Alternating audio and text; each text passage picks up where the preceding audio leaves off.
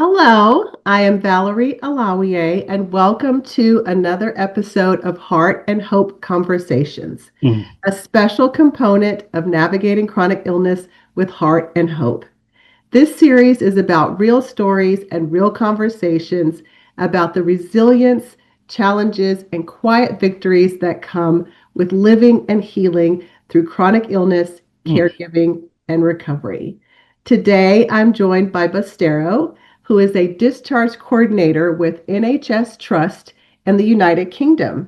He is currently the deputy chairman of the Ghanaian Healthcare Community Leads as well. Mm. Bastero, thank you so much for joining us today. We are really excited to have you. Thank you, Valerie, for having me on your platform. I would say it is a privilege, to come on this platform, Heart and Hope, because the theme itself speaks for itself. Heart and hope is what we need, Yes. to be able to, face and focus on the challenges that we are having in our health issues. And like you said, uh, my name is Bastero. People call me Bastero. I'm currently a discharge coordinator with the NHS in United Kingdom. And yeah, I'm here today to share a bit of experience with you, my life experience and my work experience as a discharge coordinator. So, I'm here, to be part of the Heart and Hope family. Awesome. Well, welcome. We're so excited to have you. And with regards to that, would love to hear a little bit about your background in social work and how you became a discharge coordinator and also how you became the deputy chairman. Yeah, a little bit of background of myself is, like you said, I have a degree in social work, and I've really worked in areas like, fostering and adoption team, and I've also worked in the Mental Health Institute, and I've also worked in the children's services, as a training social worker and Mm. also in placements. So, as a social worker, I've got a bit of experience in that area, but currently I'm working as a discharge coordinator in the hospital. And, Mm. I've been working in the hospital for quite a while. I started at the hospital as a porter, Mm. and during the course of being a porter in the hospital, I took that opportunity to develop a career. So I thought, what can I do that is more related to this job that I'm doing? So Mm. social work came into the light, and then through my portraying, I got that degree of social work, and then went to do my placement while I was still doing my portraying, finished my placement while I was still doing my portraying. And then at some point, there was an opportunity for the discharge coordinator role, and I thought, well, I look at the job responsibility and I see that there's a link between Mm. a discharge coordinator and the social work. And then when Mm. I matched the two together, I thought, okay, let me just stay in this hospital as a discharge coordinator and develop a career from the hospital's perspective. So that is how, I got to maintain the role of a discharge coordinator as we speak now. That's amazing. What an amazing journey, and being able to see all the layers from your social work and how that ties into supporting patients as Exactly. a start coordinator. Exactly. That's amazing. Okay, thanks.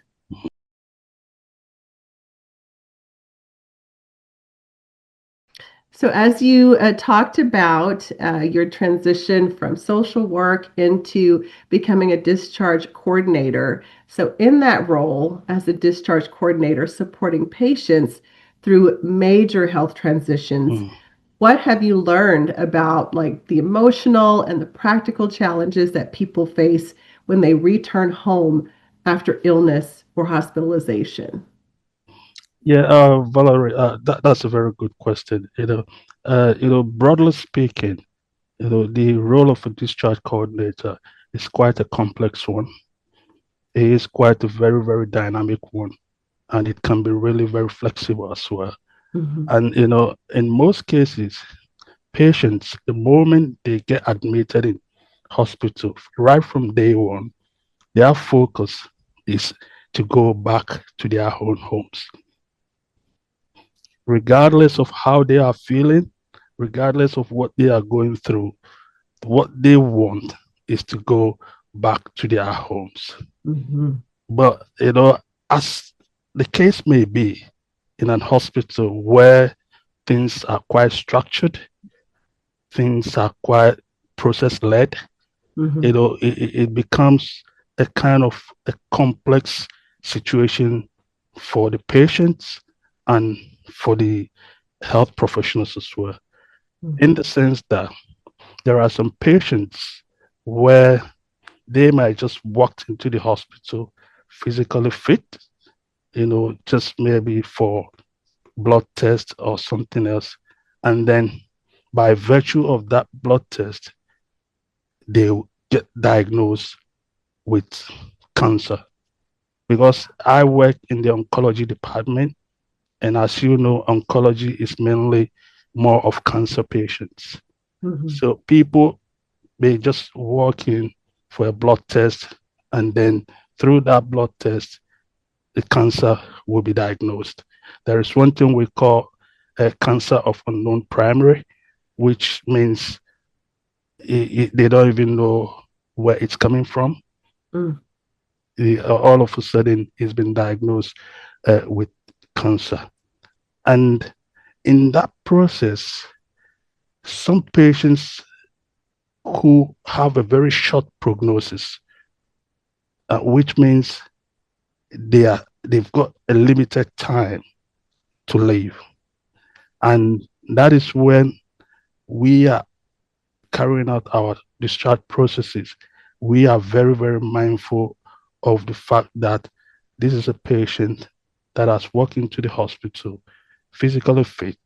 He has been diagnosed with cancer, and his prognosis is very short. So for these patients, sometimes they might not be able to go back to their homes as a result of probably the support network that they had in the community before they came into hospital. There are some patients that they don't really have much families to look after them when they go back home. Fine, before they came in, they were physically fit, so they could look after themselves. Now they've been diagnosed, and their prognosis is very short. When they go back home, how is that care going to look like? That is where we come in to look at the broader perspective on what can we do to ensure that when these patients go home, they can be more safe and they can access relevant provisions within the community. But in cases where they cannot access those provisions, then we have to have a conversation with them and give them alternative discharge routes, which means they might be going to hospices. Sometimes they might be going to care homes, sometimes maybe residential homes, as the case may be. Mm-hmm. But in other perspective too, there are cases where these patients will just need maybe a temporary community care beds where they can just be transition into those community care beds, and then rehabilitation will continue. And then when they are well recuperated, then they can go back to their own homes. So it's quite a dynamic and a complex situations where, as a discharge coordinator, we find ourselves, trying to, to work with patients to ensure that, appropriate provisions are made for them to be able to go back home. But sometimes it may not be the case, and that is where the transition become very tricky, because there are patients that they must have lived in their homes for 50 years. Yeah. You have old, elderly people. They've lived in their homes all their lives. Now they are here. You are telling them that they cannot go back to their homes. So it's become very difficult for them to deal with that situation. And as a discharge coordinator, we also have to see things from human perspective. Mm. You have to see things from human perspective, and that is when you now have to explore family networks. Where are the families? Who are the families involved? Because there are situations where families can come in, bridge the gap, support the patients in their own homes, so that they can have the comfort that they require. But unfortunately, there are also cases where patients will not be able to go back home, and that is where the emotional and the moral responsibility comes in, especially for me, because I tend to reflect a lot on the job that I do, because sometimes you come across patients that they are your age mates. Mm-hmm. You put yourself in their shoes. Sometimes you come across patients that they could be your mom. You'll be wondering that, if this lady is my mom, how do I want to have a meaningful care? So those are the areas that, as a discharge coordinator, I'm very mindful of it, and then I tend to reflect on it, in order to, enhance my, role, to make sure that I provide, at least meaningful and, reasonable provision where it is required. Mm-hmm. I resonate a lot with what you are Mm, saying. So in January of 2024, I was in the hospital for a week. And I mm, had not been in the hospital, maybe a couple of times in my life. And when I mm, got home, I had a discharge coordinator contact me, and I'd never had that before. And she was so amazing because she, just as you said, was helping me find resources, and make sure that I was had connected with the pharmacy, that I had made my mm, doctor's appointments. And then she gave me tips and things on other resources mm. that would help me transition, like you said, at home.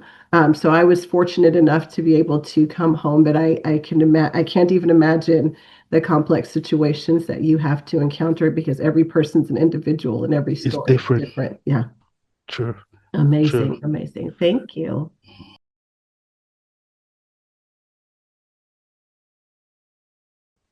So, as we've been talking about, navigating the healthcare system can feel overwhelming for patients, especially those with chronic conditions or complex conditions, of which I can relate.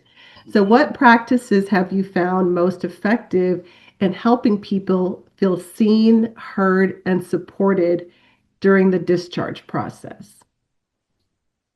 Um, that's a very good question, and quite a tricky one. I didn't do it on purpose. You mentioned systems, and systems can be very structured, and it can be very outlined. Mhm. And, for patients that are going through chronic illness, so to speak, sometimes navigating through the systems can be very challenging. It can be very tiring, Mm. and it can be very stressful and distressful, because for instance, a patient that is you know going through chronic illness, and they are required to visit hospitals every now and then for uh, for observations, for investigations, for sometimes for treatment, Mhm. outpatient treatments. So sometimes going through the MRI, going through the ultrasound, going through the CT scan, going through, and then getting also other professionals, looking at things from a different lens of, processes. They get the occupational therapist to come and carry out an assessment, get the physiotherapy to come and carry out an assessment, get the phlebotomist to come and take bloods. Sometimes all these things adds up, and the patients sometimes the moment they see the appointment letters, they don't even want to come for the appointment because they don't want to go through the systems again. They don't want to go through the systems again. But be it as it may, chronic illnesses requires investigation, require ongoing treatment, requires that is the more reason why one has to we've talked about the human aspect of it. That is why it is very, very important that when these patients visit these hospitals, they need to be looked at not necessarily as patients, but as human beings. Mm. But as human beings, because sometimes, for instance, in the world, when we are talking about patients, sometimes we don't necessarily mention their names. We will say that, have you seen the patient in room 17? Have you seen but this is a human being in room 17. Wow. He's a human being in room. So I think sometimes it is not deliberate, but it's system. Yeah. It is a system that is making us to shy away from the fact that we are looking after human beings. So when we start looking at the system as a whole, and then putting in support holistically, then we will start recognizing that sometimes patients need spiritual involvement. Sometimes patient needs maybe just to go and sit down outside and get some fresh air. Sometimes it's not. Sometimes not until the patients start exhibiting a situation that seems too much, then that they now start considering psychiatric assessment. But sometimes it's not always the case. It's not always the case where a patient will require psychiatric assessment. Sometimes it's just maybe out of sheer boredom, out of sheer the fact that nobody is coming in to asking that, would you mind, just getting some fresh air outside? And then, a brief of assessment can be made. If the doctors are happy with that situation, then they can take him outside, get some fresh air. Because sometimes you can be in the hospital, in the four walls of hospital, without even seeing sunlight.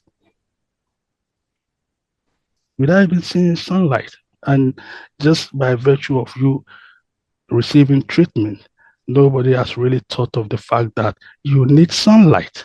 Yeah. Not probably for your body, but at least to see, what the weather looks like.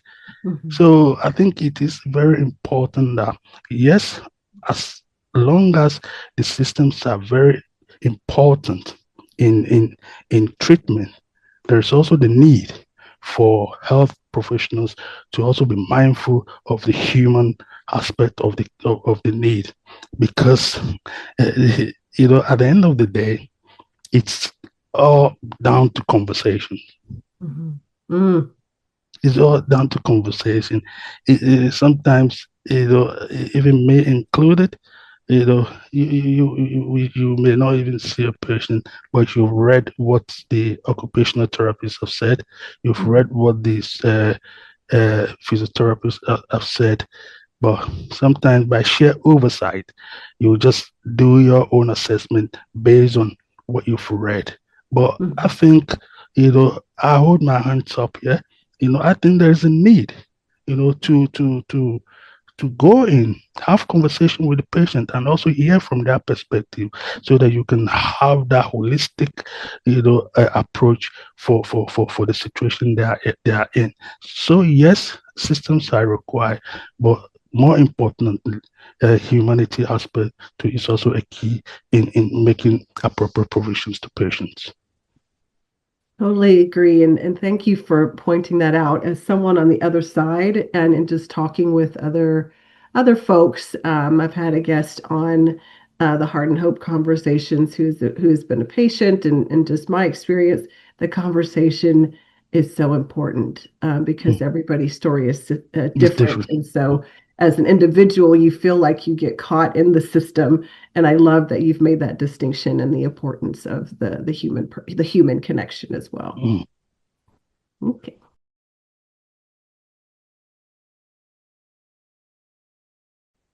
All right, so we're going to shift gears a little bit, Mm. and we're going to talk a little bit about your role as the deputy chairman. And Mm. as you mentioned earlier, your culture as a person from Ghana, which is near and dear to my heart, as Mm. my husband is your country mate and your friend Mm. from Ghana. True. So you serve as the deputy chairman for the Ghanaian healthcare community in Leeds. True. So, how has community, both culturally and socially, played a role in supporting individuals and families navigating illness? Yeah. As usual, another important question, and you mentioned the Ghanaian healthcare community and lights. Yes. Currently, I'm the deputy chairman of the charity organization, and it's an organization that is very demanding, and it requires a lot of involvement and participation and commitment Mhm. to meet the needs of the community.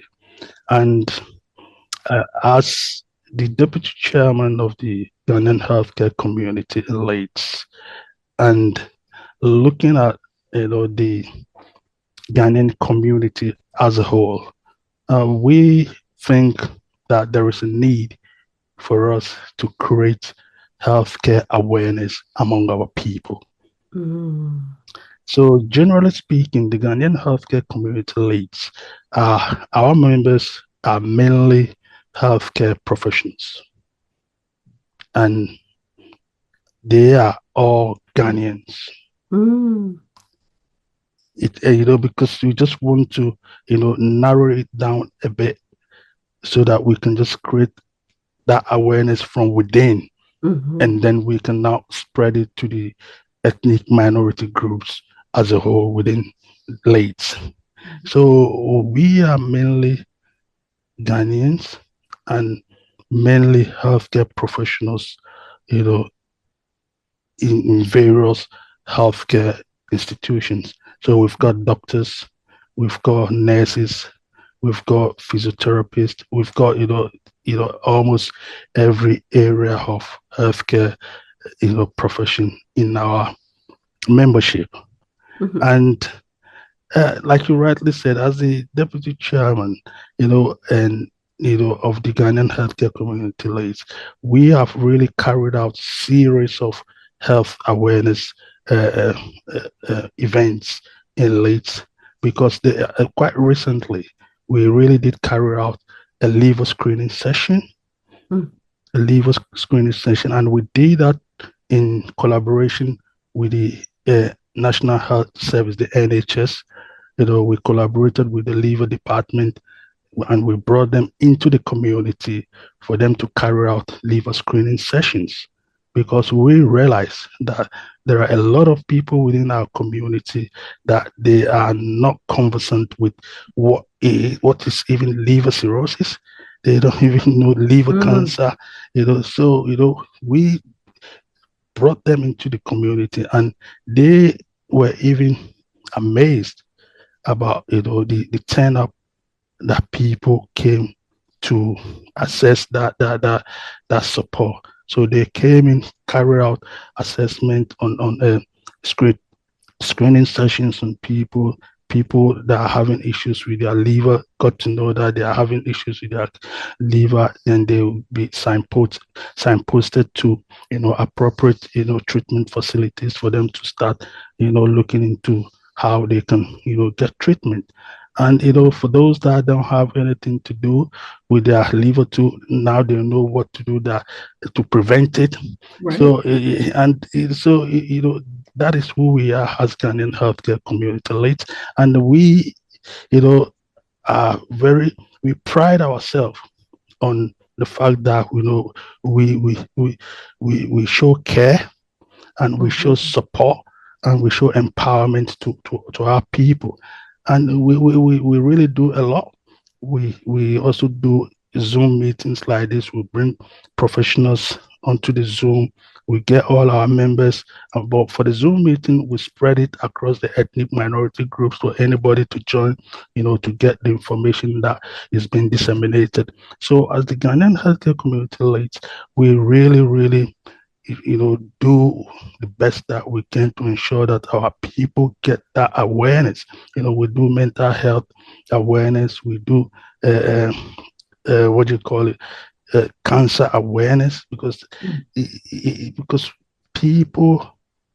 most people don't tend to access screening sessions in most areas of cancer, and not knowing that they're living with it. So by the time they get diagnosed with this cancer, it's usually at the latter stage, where the prognosis will be short, and then unfortunately, people will not have the chances to survive that situation.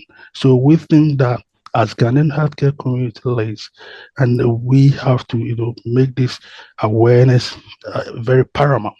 It's the key thing that we do. We always looking at areas of awareness, whether in liver cancer, whether in prostate cancer, whether in cervical cancer, all these areas we will bring professionals in to share their experiences, to share their intellectual properties with our members and other members of the ethnic minorities to create this awareness. And for me, I think it has really shaped my thoughts. It has even because when having working in oncology as well, where I see people every day I see people, vulnerable people, going through a lot, and sometimes it's frightening. It's frightening that that's why for me, as the deputy chairman of the Ghanaian healthcare community list, we always try to focus anything I see in the trust that I see that it's going to be beneficial to my community. We have this discussion with that executive committee, and we have a plan on how we can bring in people to raise this awareness, in our community. So even quite recently, we were trying to create awareness on blood donation. Blood donation, because we realize, especially it's something that I reflect on every day, and that I know that as ethnic minority, we benefit from blood donation, blood transfusion, especially for those that have sickle cell, where they use blood exchange to manage their treatment. And we the Africans, we benefit a lot from it, but we don't have that awareness to give blood.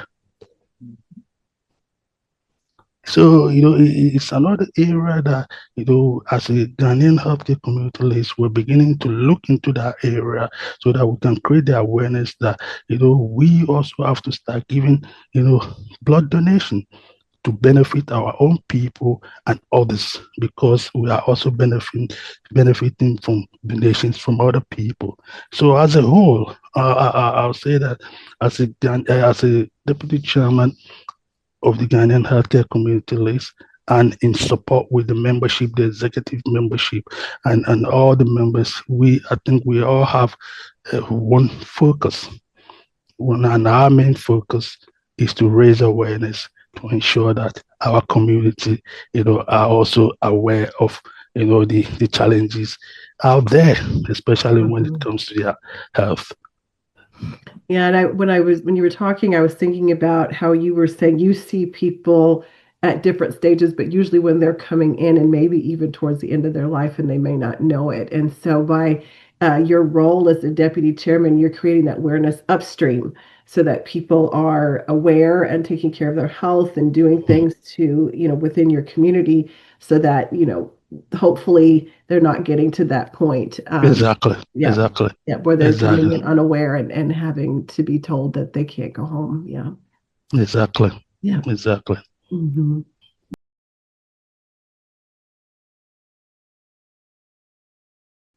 So, in your work and community leadership, where do you see the biggest gaps? You talked a little bit about this earlier, but the biggest gaps in support for people living with chronic illness, which is my mission, and what changes would you love to see in how we care for people with chronic illness?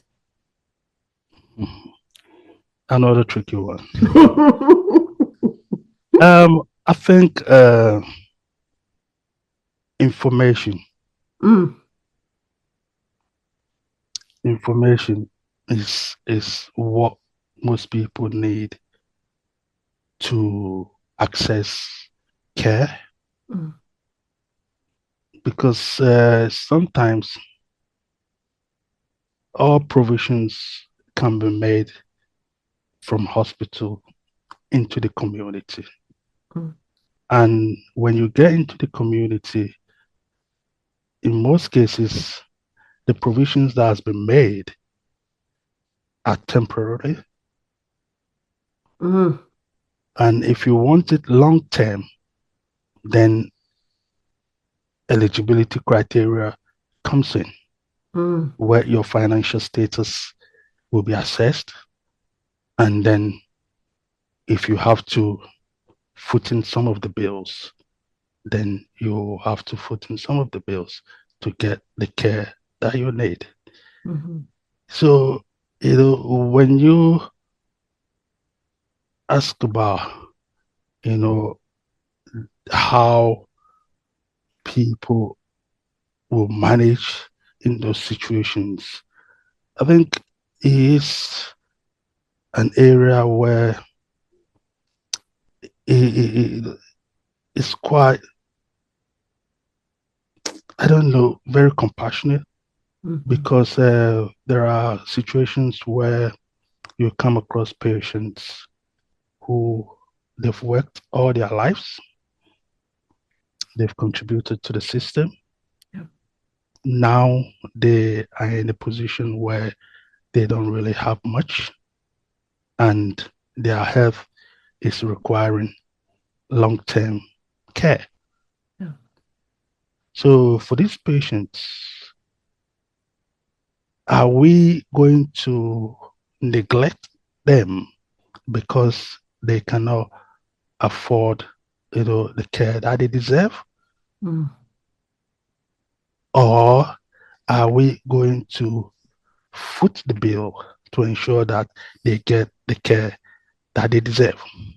mhm, And in most cases, Valerie, we do have patients where, to be able to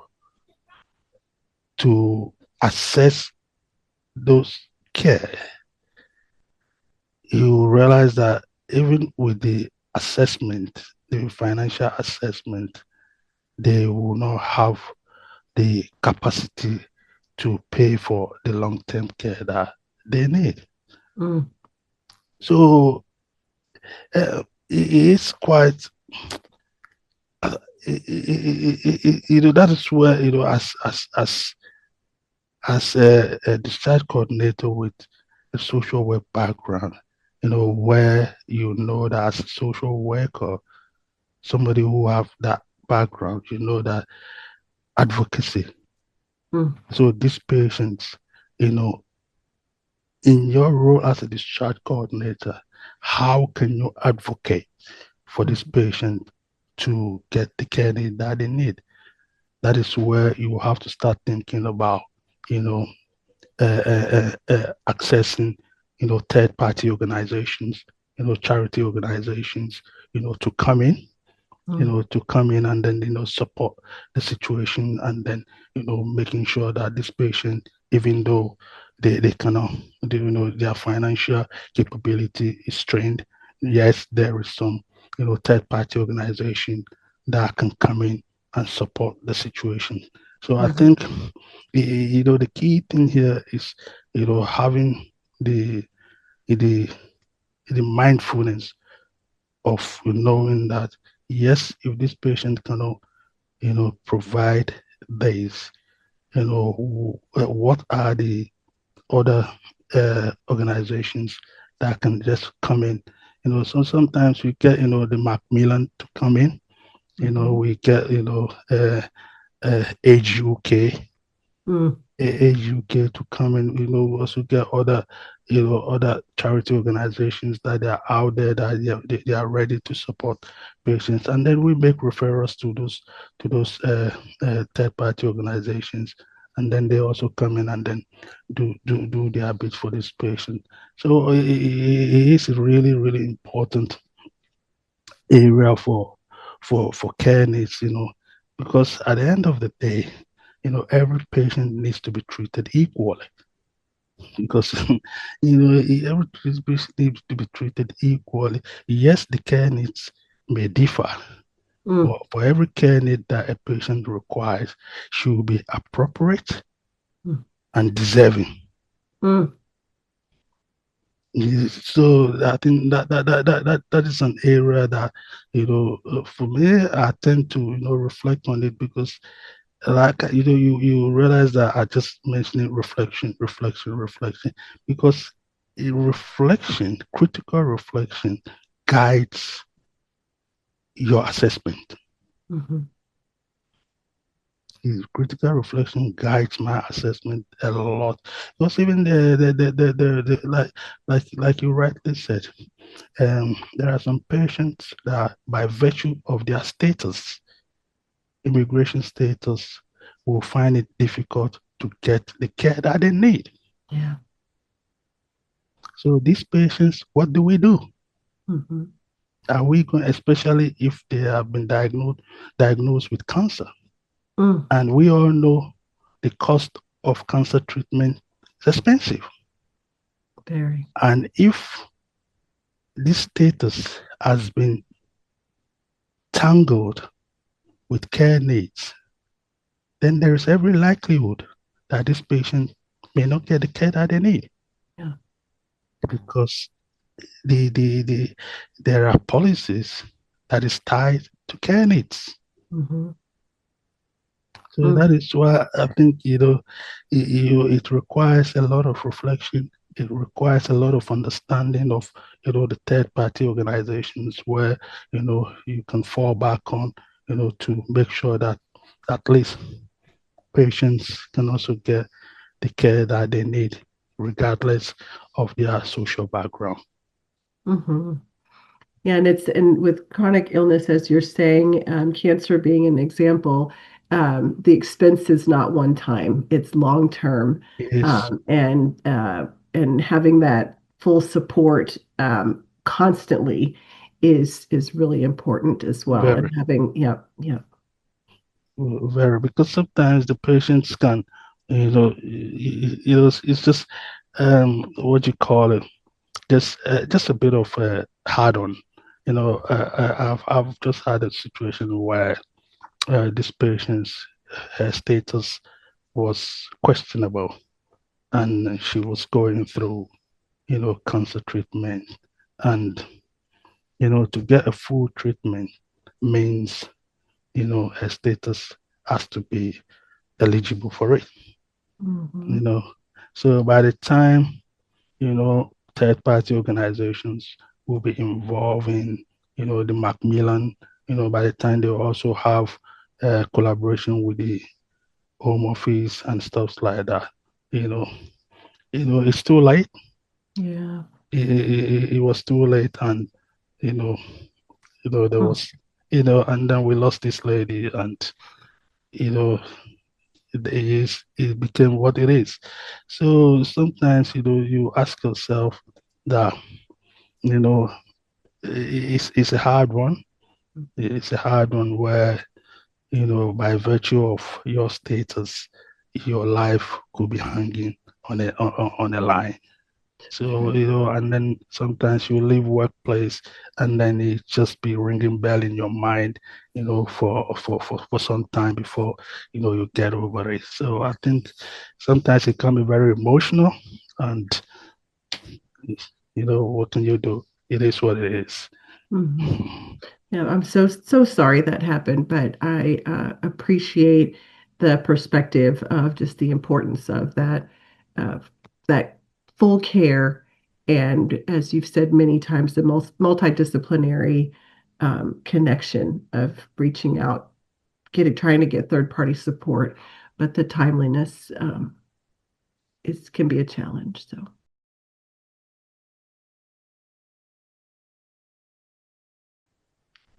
So, as you just shared about losing a patient recently, you work closely with individuals in vulnerable moments that can really change how we view life and death and health. So, how has this work influenced your own beliefs about healing and hope and what it means to support others with dignity? I think one thing I would say is hope. And, that is why when I saw the theme, heart and hope, I think that is what we need. That is what we need. We need to have a big heart Mm. to look after people. We need to be hopeful that the people we're looking after, will heal. Because, for me, it has made me to appreciate life even more because in so many cases where you you assess a patient, have a, conversation, have jokes. They tell you their background, what they've been doing before. What some would tell you that, oh, I used to ride 5 miles, 10 miles. I used to be a doctor. I used to be, and now this patient is in your, sitting with you, and they cannot even do anything. So for me, it makes me to appreciate life even more, and Mhm. knowing fully well that, you know, we are all potentials. Mhm. You can find yourself in that shoes, Mhm. in that shoes. So generally speaking, I think that as a healthcare professional, like we've talked about compassion, it's key. Mhm. You have to be very compassionate. You have to have empathy. You have to, listen to people, because I believe that if you are a health professional and you don't have these elements of compassion, morality, emotional intelligence, then you're in the wrong discipline, or you're in the wrong job, or probably you are a different species.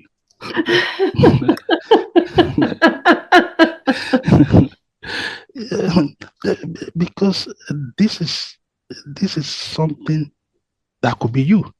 Mm. Mm. Life is so fragile. Very fragile, Mhm. very fragile. So because it's the level at which patients, even the ones that are going into the most intense treatment, the level at which they wish they are home, tells you how important it is, Yeah. to be healthy, how important it is to be home. Mhm. What a beautiful reminder. Beautiful reminder. So if you walk into a patient first and foremost, you need to get their shoes and put your feet in it. Mm. And then you can start to have a meaningful conversation to support them appropriately. Mm-hmm. So for me, I think I can't really say much, but the level that I think I'll say I pick from my role as a discharge coordinator is compassion, emotional intelligence, morality, empathy, and the need to ensure that patients get appropriate care right from day of admission to the day of discharge and in transition into the community. Thank you. Powerful words.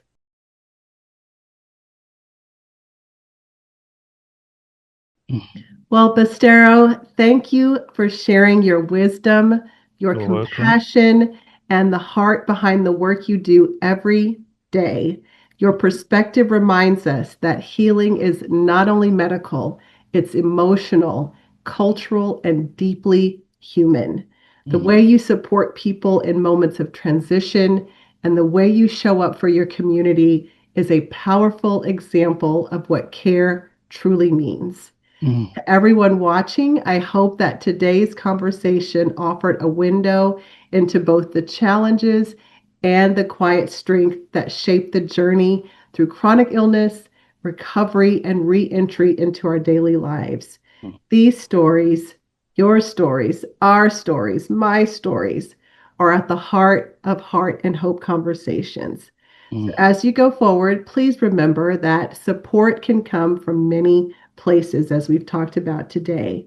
Your healthcare team, your loved ones, your community, and even your own resilience. Wherever you are on your path today, may you find what you need and may you offer grace to yourself along the way. Thank you for being here. Again, I'm Valerie Alawiye, and this has been another Heart and Hope conversation. Until next time, please take care. Join the conversation. If you have lived experience, professional insight, or a perspective shaped by chronic illness or caregiving, we would love to hear from you. Please complete the guest inquiry form to be considered for a future episode of Heart and Hope Conversations at https://www.coachingforchronicillness.com/HH-inquiry-form/. Want to learn more? Subscribe to my newsletter for ongoing reflections, free tools, and notification of new episodes of Navigating Chronic Illness with Heart and Hope with Valerie Alawiye, my video series on grief, illness, and gentle healing. Or visit us on our website at coachingforchronicillness.com to explore options to receive more support.